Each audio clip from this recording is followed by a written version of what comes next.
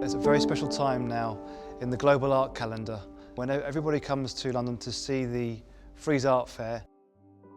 We're hosting the post-war and contemporary art evening and day auctions as well as the Italian sale. So for this evening auction we're doing something very different. We are focusing on the living artists of our time. The post-war and contemporary has become the contemporary. We've focused on the artists of the last 30 years.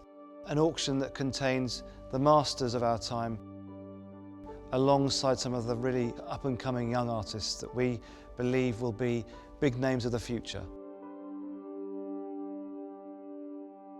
I'll never forget the first time I saw this painting.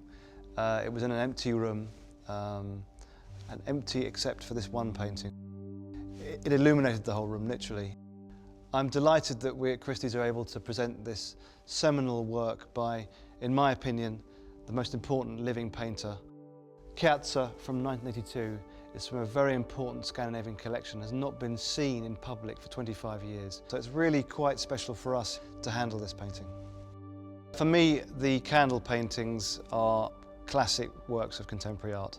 They are icons of Richter's oeuvre. The notion of a candle and its burning flame and the idea that that flame will eventually go out, it represents a sense of hope, a sense of possibility and a sense of a future, whilst also being incredibly aware of its own mortality.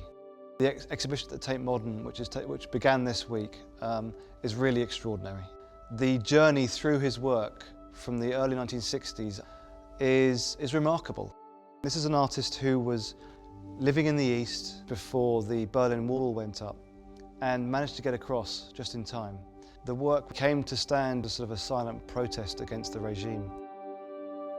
At the heart of the painting is the light itself, the candle, and the wick.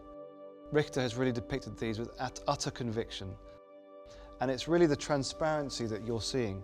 You know, it's very difficult to depict a candlelight. It fills one with incredible joy, but also sorrow and sadness.